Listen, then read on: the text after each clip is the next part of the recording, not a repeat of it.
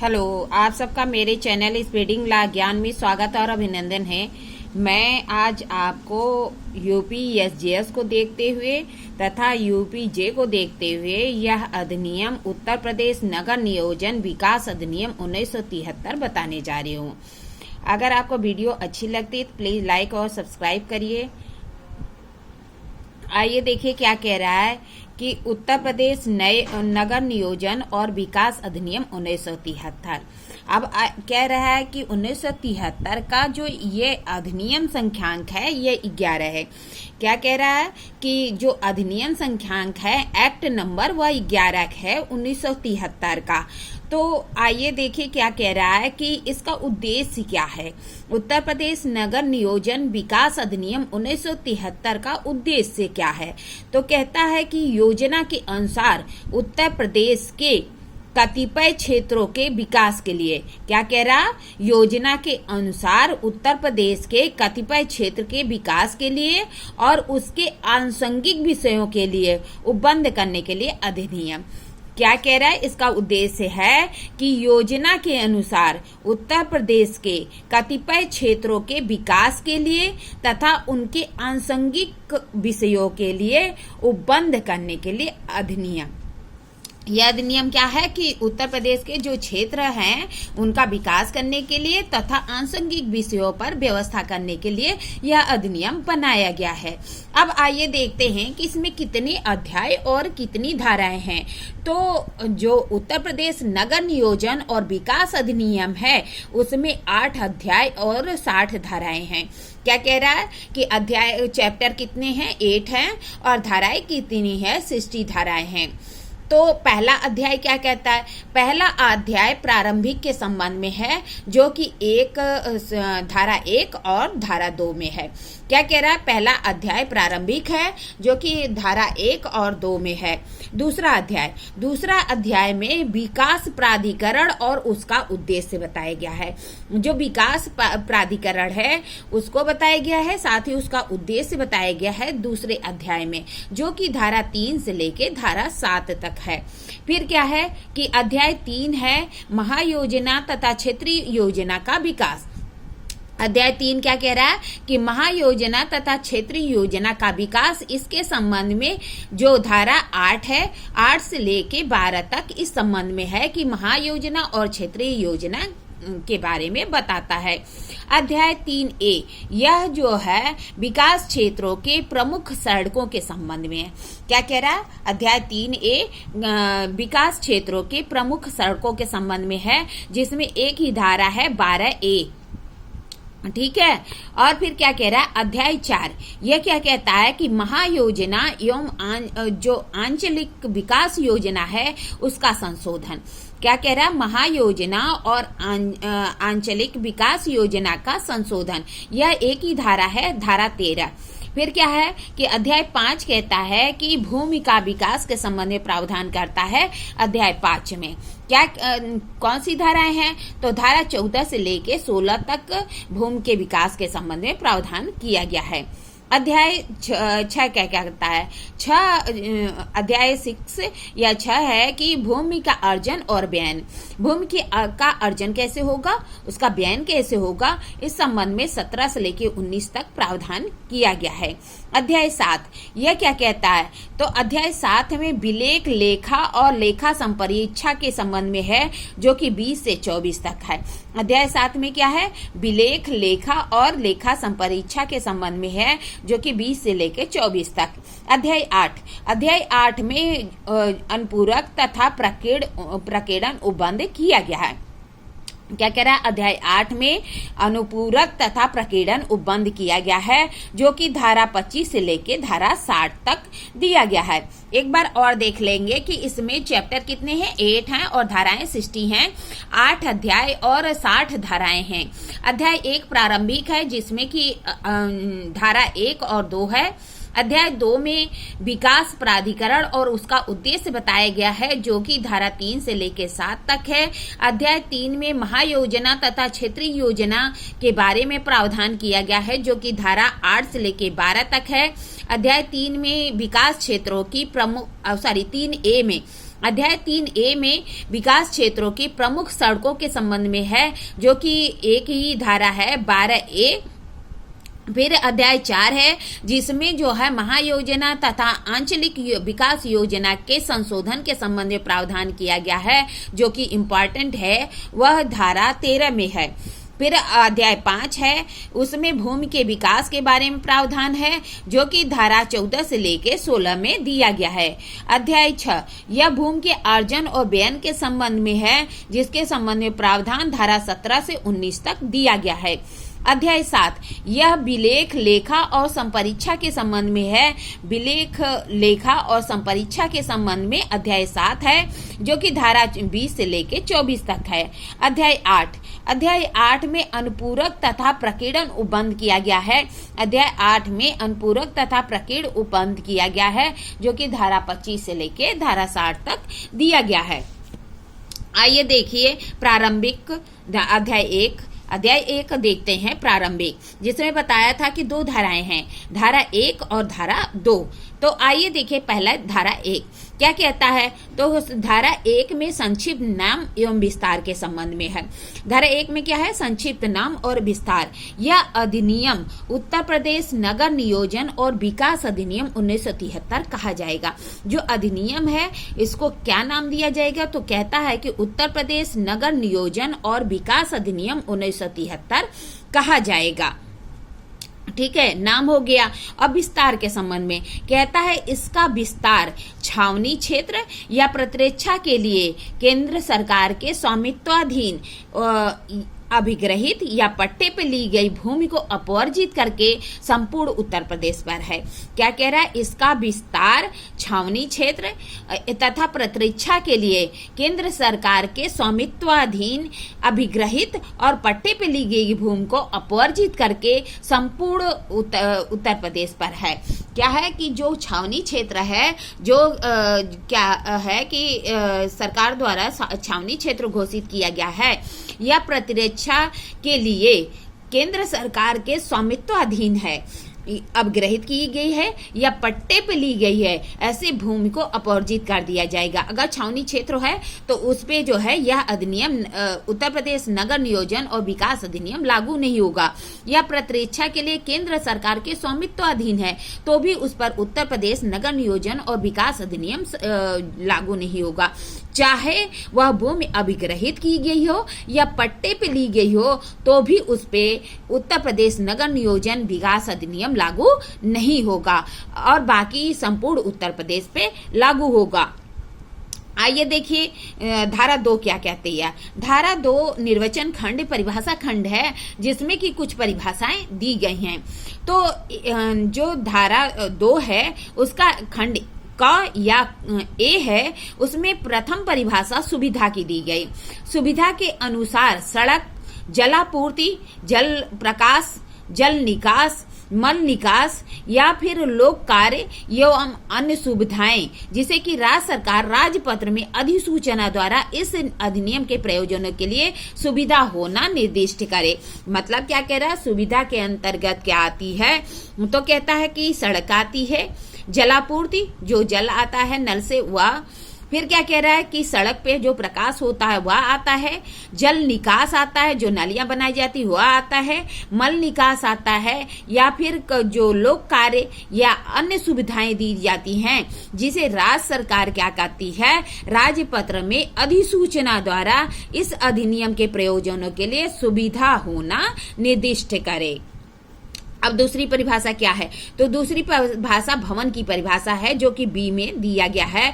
B यानी ख, भवन के अंतर्गत कोई संरचना या निर्माण का भाग। क्या कह रहा है, भवन के अंदर क्या होगा, तो कोई संरचना है या फिर निर्माण है या संरचना या निर्माण का भाग है जो कि आवासीय, औद्योगिक या वाणिज्यिक या अन्य प्रयोजनों के प्रयोग किए जाने के लिए आशयिक है, चाहे वह वास्तविक प्रयोग में हो या न हो। क्या कह रहा है कि भवन के अंतर्गत कोई संरचना आएगी, निर्माण आएगा, संरचना या निर्माण का भाग आएगा जो कि आवासीय प्रयोजन के लिए, औद्योगिक प्रयोजन के लिए या वाणिज्यिक प्रयोजन के लिए या या अन्य प्रकार के प्रयोजन के लिए आशयिक है, चाहे वह वास्तविक रूप से या न हो। अर्थात कोई संरचना या निर्माण का भाग जिसका प्रयोग आवासीय प्रयोजन के लिए, औद्योगिक प्रयोजन के लिए, वाणिज्यिक प्रयोजन के लिए या अन्य प्रयोजनों के लिए किया जाता है, चाहे वह वास्तविक रूप से या न भी हो। क्या कह रहा है कि चाहे वह वास्तविक प्रयोग में हो चाहे न भी हो, वह सभी क्या होगा, भवन होगा। फिर क्या है, तीसरी परिभाषा है भवन संक्रिया के संबंध में, जो सी यानी ग में दिया गया है। इसके अंतर्गत कह रहा है कि भवन संक्रियाओं के अंतर्गत पुनर्निर्माण संक्रियाएं, भवन के संरचनात्मक परिवर्तन या भवन में परिबद्ध या परिवर्जन या अन्य संक्रियाएं जो कि सामान्य भवन के सनिर्माण के संबंध में की जाती है। क्या कहता है, भवन संक्रियाओं के अंतर्गत पुनर्निर्माण संक्रियाएं आती हैं। भवन संक्रिया के अंतर्गत क्या आता है, तो कहता है पुनर्निर्माण संक्रियाएं आती हैं जो कि भवन के संरचनात्मक परिवर्तन या भवन के परिवर्धन या फिर अन्य संक्रियाएं जो कि सामान्य भवन के निर्माण के संबंध में की जाती हैं, इसके अंतर्गत आती हैं। अब देखिए डी क्या कह रहा है, उपविधि की परिभाषा बताता है।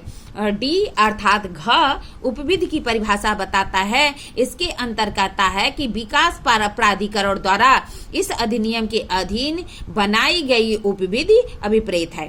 क्या कह रहा, उपविधि से विकास प्राधिकरण द्वारा इस अधिनियम के अधीन बनाई गई उपविधि अभिप्रेत है। अब आ जाइए कि क्या है, डबल डी या डबल घ कहते हैं इसको। यह संशोधन द्वारा आया था 1975 का एक्ट नंबर 13 है, उसके द्वारा यह स्थापित किया गया था। क्या 1975 का एक्ट नंबर 13 द्वारा अध्यक्ष और उपाध्यक्ष की परिभाषा दी गई थी धारा डबल डी में। इसमें क्रमशः विकास प्राधिकरण का अध्यक्ष और उपाध्यक्ष अभिप्रेत है। क्या कह रहा है कि अध्यक्ष और उपाध्यक्ष से विकास प्राधिकरण का अध्यक्ष और उपाध्यक्ष अभिप्रेत है। फिर क्या है कि ट्रिपल डी है या ट्रिपल घ है, जिसमें नगर विकास प्रभार को परिभाषित किया गया है। किसमें, ट्रिपल डी या ट्रिपल घ में। इसमें नगर विकास जो प्रभार है उसको परिभाषित किया गया है। क्या कहता है कि इसका तात्पर्य ऐसे प्रभार से है जो कि धारा 38 का के अंतर्गत व्यक्ति या फिर विकास करता पर भूमि के विकास के लिए लगाया जाता है। क्या कह रहा है, नगर विकास प्रभार से तात्पर्य ऐसे प्रभार से है जो कि धारा 38 का के अंतर्गत 38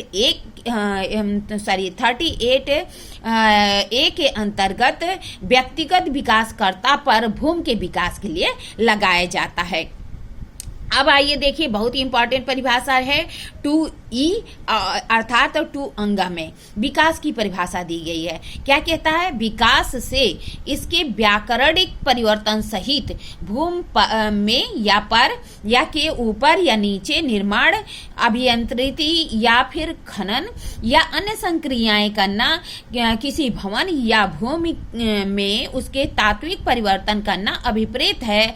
और इसमें जो विकास है वह भी शामिल है। क्या कह रहा है, विकास के अंतर्गत क्या आता है, तो कहता है कि विकास के अंतर्गत उसके व्याकरणिक परिवर्तन सहित भूमि में पर उसके ऊपर या नीचे अभियंत्रित खनन या अन्य संक्रियाएं करना या भूमि या भवन में कोई जो है तात्विक परिवर्तन करना अभिप्रेत है। और इसके साथ ही पुनर्निर्माण भी शामिल है। अब विकास क्षेत्र की परिभाषा 2F यानी 2 चा में दिया गया है। विकास क्षेत्र से कोई ऐसा क्षेत्र अभिप्रेत है जो धारा 3 के अंतर्गत विकास क्षेत्र घोषित है। क्या कह रहा है कि जो विकास क्षेत्र ऐसा क्षेत्र अभिप्रेत है जो धारा 3 के अंतर्गत विकास क्षेत्र घोषित किया जाता है। जब हम धारा 3 देखते हैं तो उसमें विकास क्षेत्र की घोषणा राज्य सरकार द्वारा की जाती है, उसी को बताता है 2F यानी 2 चा में। अब विकास प्राधिकरण के बारे में जी यानी जो झ है उसमें बताया गया है 2G झ में विकास प्राधिकरण। तो कहता है कि किसी क्षेत्र के संबंध में विकास प्राधिकरण या प्राधिकरण से उस क्षेत्र की धारा 4 के अधीन गठित विकास प्राधिकरण अभिप्रेत है। जब हम क्या करते हैं, धारा 4 देखते हैं, इसमें राज्य सरकार विकास प्राधिकरण का गठन करती है। तो वही कह रहा है कि विकास प्राधिकरण या प्राधिकरण से तात्पर्य धारा 4 के अधीन गठित विकास प्राधिकरण अभिप्रेत है। अब आइए देखिए विकास प्राधिकरण केंद्रीय सेवाएं क्या कह रहा है कि विकास प्राधिकरण केंद्रीय सेवाओं के संबंध में प्रावधान 2G या फिर 2G में परिभाषित किया गया है। क्या कह रहा है, 2G या झ में परिभाषित है। किसकी परिभाषा, विकास प्राधिकरण केंद्रीय सेवाएं। तो 5 का या 5A में के अधीन सृजित जो केंद्रीय सेवाएं हैं उससे अभिप्रेत है। जब हम धारा 5 का या 5A देखते हैं तो उसमें विकास प्राधिकरण केंद्रीय सेवाओं के गठन के संबंध में प्रावधान किया गया है। आइए देखिए विकास शुल्क, यह ट्रिपल जो G है उसमें परिभाषित किया गया है, अर्थात जो है 6 है उसमें परिभाषित किया गया है। क्या कह रहा है, विकास शुल्क से ऐसा शुल्क अभिप्रेत है जो विकास प्राधिकरण द्वारा विकास क्षेत्रों में सड़क, जल निकास, मल निकास, विद्युत आपूर्ति या जलापूर्ति लाइनों के निर्माण के लिए धारा 15 के अधीन व्यक्ति या निकाय से अभिग्रहित है। क्या कह रहा है कि विकास शुल्क वह शुल्क अभिप्रेत है, वह शुल्क होगा जो कि विकास प्राधिकरण द्वारा विकास के क्षेत्रों में सड़क, जल निकास, मल निकास, विद्युत आपूर्ति, जलापूर्ति के लाइनों के निर्माण करने के लिए जो धारा 15 के अधीन व्यक्ति या निकाय द्वारा उद्ग्रहित किया जाता है। अब 2H यानी 2J में किसकी परिभाषा है, तो जो है अभियांत्रिकी संक्रियाओं के अंतर्गत कहता है सड़क निर्माण, सड़क तक पहुंच के लिए माध्यम को नक्शा बनाना, जलापूर्ति के माध्यम से नक्शा बनाना है। क्या कह रहा है, अभियांत्रिकी संक्रियाओं के अंतर्गत जो कि 2H यानी 2J में परिभाषित है, कहता है कि अभियांत्रिक संक्रियाओं के अंतर्गत सड़क बनाना, सड़क तक पहुंच के लिए माध्यम का नक्शा बनाना और जलापूर्ति के माध्यम के लिए नक्शा बनाना इसके अंतर्गत आता है। डबल एच यानी डबल ज के अंतर्गत क्या परिभाषा है, तो कहता है भूमि उपयोग संपरिवर्तन प्रभार।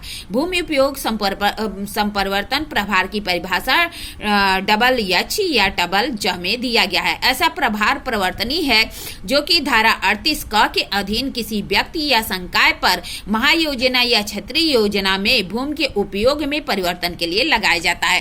क्या कह रहा है कि भूमि उपयोग संपरिवर्तन प्रभार ऐसा प्रभार परिवर्तित है जो कि 38A के अंतर्गत किसी व्यक्ति या संकाय पर महायोजना या क्षेत्रीय योजना के में भूमि के उपयोग में प्रवर्तन के लिए लगाया जाता है। अब आइए ट्रिपल एच या ट्रिपल ज क्या कहता है, यह अनुज्ञप्ति शुल्क के संबंध में प्रावधान करता है। ट्रिपल एच या ट्रिपल ज अनुज्ञप्ति शुल्क बताता है। तो कहता है ऐसा शुल्क है जो कि विकास प्राधिकरण द्वारा लगाया जाता है और धारा 39B के अंतर्गत विकास क्षेत्रों के भूमि के समेकन या विकास के लिए अनुज्ञप्ति की मांग करता है। क्या कह रहा है कि एक ऐसा शुल्क जो कि विकास कर्ता पर लगाया जाता है, ऐसे विकासकर्ता पर लगाया जाता है जो कि 39B के अधीन विकास क्षेत्रों में भूमि के समेकन या विकास के लिए अनुज्ञप्ति की मांग करता है। अब आइए देखें 2I या 2J में किसकी परिभाषा है, तो कहता पहुंच के माध्यम की परिभाषा है। कहता पहुंच के माध्यम में वाहनों के लिए या पैदल यात्रियों के लिए पहुंच का कोई माध्यम सम्मिलित है, चाहे वह व्यक्तिगत हो, सार्वजनिक हो या सड़क भी शामिल है। पहुंच के माध्यम के अंतर्गत कहता है कि वाहनों के लिए या पैदल यात्रियों के लिए पहुंच का कोई माध्यम सम्मिलित है, चाहे वह व्यक्तिगत हो, सार्वजनिक हो या सड़क इसमें शामिल है। 2I या 2J में किसकी परिभाषा है, तो कहता है नामांतरण प्रभार, इसमें प्राधिकरण द्वारा या अन्य व्यक्तियों को आवंटित संपत्ति का उसके नाम से नामांतरण की इप्सा करने वाले व्यक्ति को धारा 15 के अधीन उद्ग्रहित प्रभार अभिप्रेत है। कहता है नामांतरण प्रभार क्या होता है, तो कहता है प्राधिकरण द्वारा अन्य व्यक्ति को आवंटित संपत्ति का उसके नाम में नामांतरण की इप्सा करने वाले व्यक्ति को धारा 15 के अंतर्गत अभिग्रहित किया जाता है। अब क्या कह रहा है, ट्रिपल आई या ट्रिपल झ में किसकी परिभाषा है, तो ट्रिपल आई या ट्रिपल झ में व्यक्तिगत विकासकर्ता की परिभाषा दिया गया है। तो कहता है व्यक्तिगत विकासकर्ता से तात्पर्य ऐसे व्यक्ति, कंपनी, संघ या व्यक्तियों के निकाय से है, चाहे वह निगमित हो या नहीं, विकास के लिए क्रय या अन्यथा उससे प्राप्त भूमि के स्वामित्व रखता है या संयोजक है अथवा स्वामित्व या संयोजक के लिए सहमत है। इस अधिनियम की धारा 39B के अधीन अनुज्ञप्ति प्रदान की गई हो। क्या कहता है, व्यक्तिगत विकासकर्ता से तात्पर्य किसी व्यक्ति से है, कंपनी से है, संघ से है या व्यक्तियों के निकाय से, चाहे वह निगमित हो या नहीं हो, विकास कार्यों के लिए क्रय अथवा के द्वारा प्राप्त की गई संपत्ति पर स्वामित्व रखता हो, संयोजक हो अथवा स्वामित्व या संयोजक के लिए सहमत हो, तो अधिनियम की धारा 39B के अधीन अनुज्ञप्ति प्राप्त कर ली है। फिर क्या है, तो परिभाषा है 2J है या 2J है विनिमय की, क्या विनियम की। विनियम में विकास प्राधिकरण द्वारा इस अधिनियम के अधीन बनाया गया विनियम अभिप्रेत है। जो ज है या फिर इया है, उसके अंतर्गत विनिमय में विकास प्राधिकरण द्वारा इस अधिनियम के अधीन बनाया गया विनियम अभिप्रेत है। विनियम से कह रहा है कि विकास प्राधिकरण द्वारा जो इस अधिनियम के अधीन बनाया गया विनियम है वह अभिप्रेत है। अब के देखिए, के में है नियम। नियम से राज्य सरकार इस अधिनियम के अधीन बनाया गया नियम अभिप्रेत है। जो राज्य सरकार इस अधिनियम के अधीन कोई नियम बनाती है वही नियम अभिप्रेत है। किसमें, 2K में। 2K या ट में ढेर लगाने का शुल्क, ऐसा शुल्क अभिप्रेत है जो 15 के अधीन किसी व्यक्ति या निकाय से अभिग्रहित होता है जो प्राधिकरण की भूमि पर या सार्वजनिक सड़क या सार्वजनिक स्थान पर भवन सामग्री रखता है। क्या कह रहा है, ढेर लगाने का शुल्क से अभिप्राय है जो कि K या ट में परिभाषित है। कहता 15 के अधीन किसी व्यक्ति या निकाय से अभिग्रहित किया जाता है जो प्राधिकरण की भूमि पे या सार्वजनिक सड़क या स्थान पे भवन सामग्री रखता है। भवन का निर्माण यह जो है 2ठ या 2L में परिभाषित है। इसमें व्याकरणिक परिवर्तन सहित निम्नलिखित शामिल है। क्या कह रहा है, भवन निर्माण में व्याकरणिक परिवर्तन सहित निम्नलिखित शामिल है। किसी भवन में कोई तात्विक परिवर्तन या बृहदकरण, क्या कह रहा है, भवन में कोई तात्विक परिवर्तन किया जाता है या बृहदकरण किया जाता है। फिर दूसरा कहता है संपरिवर्तन, किसी भवन के जो मूल मानवीय आवास के लिए सन्निकट नहीं है। कह रहे को अगर कोई भवन है जो मूलतः मानवीय आवास के आस्थान हो या मानवीय आवास के लिए